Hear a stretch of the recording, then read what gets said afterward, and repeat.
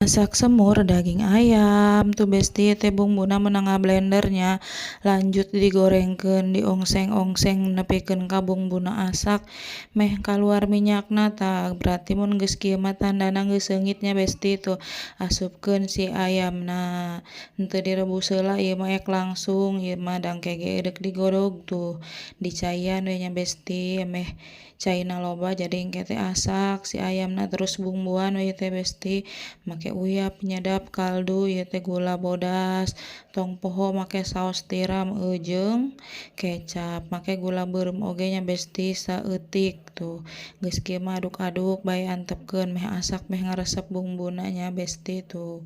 tambahan we ieu teh ku tomat jeung bawang daun tuh ieu teh tingali sakedeung di oge asak besti tah nya geus saat caina tuh tingali geus ngaresep bumbuna tuh hayu besti nuhun tos nongton videona.